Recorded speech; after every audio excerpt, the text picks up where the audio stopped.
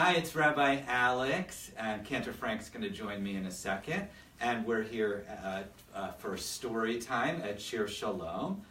First, I just want to point out to our PJ Library. For anyone in Buffalo that isn't signed up for PJ Library, if you have kids all the way from 6 months till I think 12 at this point, call Mandy Weiss at the Federation offices and sign up. It's free books every month. But we're here to share a story with you about my favorite holiday, Passover, right? Is it the matzo balls that make it your favorite, or? I just like getting together. Well, so I like getting together with my family. That's the most important thing. I love all the songs. I love all the traditions. It's so rich, right? But the thing I don't like about Passover is before Passover. It's all the cleaning, it's all the cooking that we do. You have to actually feel like you're a slave, then you can enjoy the rest of Passover. Right? Never thought of it that way, yeah.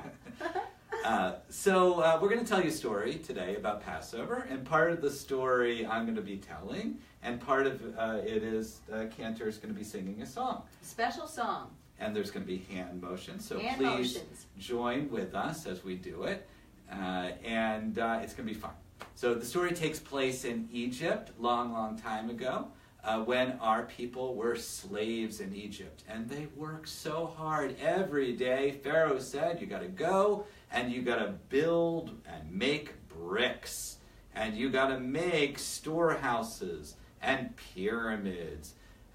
And they left from early in the morning till late at night every day, building those bricks, going into the mud and using water and forming them and then lifting them and carrying them and bringing them to make the beautiful structures of Egypt. So as they did it, they would sing a song that Cantor is going to teach you. Oh. And we need our hammer. Hammers first. Good. Okay, here we go. Get your hammers. Bang, bang, bang, hold your hammers low. Bang, bang, bang, with a heavy blow. For it's work, work, work, every day and every night. For it's work, work, work, when it's dark and when it's light. So they did this for many years, toiling day in, day out, until Moses came. Moses and Aaron and Miriam, and they went before Pharaoh, and you know what they said? Let my people go. And Pharaoh said no, and God brought all the plagues, one after another, until finally the big day arrived. Everyone packed up. They didn't even have time to make their bread. They had their matzahs, and they left Egypt. This would be the last time they were slaves, and they walked through the sea into freedom. Suddenly, everything was different. And they turned around as the sea closed, and for the very last time in their lives, they saw those pyramids and storehouses. They saw all that they built. And part of them was feeling like they were missing these buildings and this place that they had always known as home. So they reached into the soil, and they picked up the dirt, and they picked up the water, and they mixed them together, and they made bricks right then as they were missing it. And as they did it, they sang a song. This time we're going to use our shovels. Dig, dig, dig with your shovels deep. Dig, dig, dig, there's no time for sleep. 'Cause it's work, work, work, every day and every night. For it's work, work, work, when it's dark and when it's light. So they started walking through the wilderness to the Holy Land. They walked, and it was very tiring. It lasted for 40 years, and they realized every once in a while they would pick it into the dirt, and they would form their stones, and they would be missing. And they would take the dirt with them. And as they walked, some of them would forget about Egypt. A lot of them didn't really want to go back. It was hard. It was hard work. But some of them would tell their children who were too young to remember what Egypt was, who may not have been born then, when they went through the sea, what it was like. And they would teach them how to form those bricks how to take the mud and the water, how to carry them, and they would teach them the song.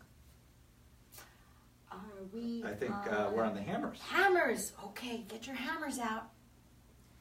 Bang, bang, bang with your hammers low. Bang, bang, bang with a heavy blow. For it's work, work, work every day and every night. For it's work, work, work when it's dark and when it's light. So those children, the children of the slaves, made it to the promised land, and there they set up their homes, and there they created the beautiful land of Israel, and they made it their home, and slowly but surely they began to forget Egypt altogether. Year after year after year passed, and more people forgot. They would try to teach their children, but it got harder and harder and harder, until there was just one person who remembered what it meant to be a slave. There was only one person who remembered how to build those bricks. And he would be in his home making and forming those bricks and singing the song. I think we're ready for the shovels now. Dig, dig, dig with your shovels deep. Dig, dig, dig, there's no time for sleep. For it's work, work, work every day and every night. For it's work, work, work when it's dark and when it's light. So that person became an old man, not too long away from when he would die. And all of the history of Egypt, all the understanding of how to build the bricks would be gone from the people. Now, it was around that time, there was a man named Solomon. He was the king. He was King David's son, and he was the king. And he was going to build the most magnificent building that had ever been seen in the whole entirety of the world. And it was going to be filled with bricks. It was going to be stupendous, and God was going to love it, and the people were going to love it. There was just one problem. He didn't know how to make the bricks. He didn't know how to make it. So he sent out word throughout the kingdom of Israel to see if anyone at all knew how to make the bricks. And the people knew about this old man who sat in his house and remembered how to make the bricks of Egypt. And they brought him to Solomon. He didn't even know what was happening. He had no idea. And he comes into Solomon's royal throne room, and Solomon greets him and is so happy to see him. He kisses him on the cheeks, and he says, "I need you. I've been looking everywhere for you. I hear that you know how to build the bricks." And the old man's smile came ear to ear, and he began to sing the song to Solomon. I think we're at the hammers. Yeah, let's take out our hammers. Here we go. Bang, bang, bang with your hammers low. Bang, bang, bang with a heavy blow. For it's work, work, work every day and every night. For it's work, work, work when it's dark and when it's light. So he showed all of the Israelites how to do this, how to make the bricks so that they look spectacular. And he showed them with the mud. He showed them how to hammer, and he showed them how to dig, and he showed them how to carry.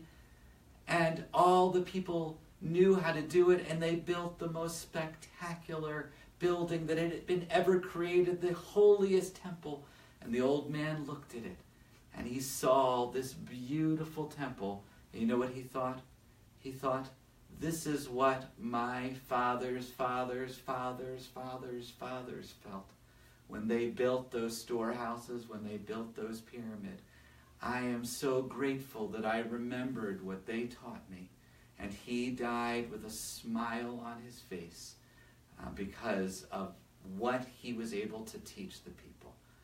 So this story was all about how work is important, how hard it is to build things, how we don't want to be slaves, but still we remember the strength of our people from years ago. And when we sit around our Passover Seders, when we eat that matzah, when we tell the stories, what we're doing is just like that old man, teaching everyone how to dig a little deeper, how to use their hammers, and how to build the pyramids. Why don't we do one last time? Yeah, let's take out our shovels this time. Here we go.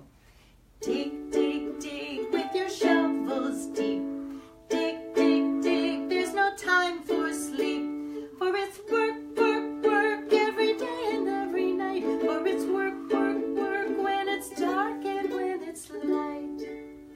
what a pleasure it has been to be with you today. We'll come at you again with our story time, and we wish you a Zissen Pesach, a wonderful, happy, and joyous Passover. Shabbat Shalom and happy Passover. So it's going to take a second. Kidder's going to have to turn it off, but we welcome you from the social media world. Happy Passover.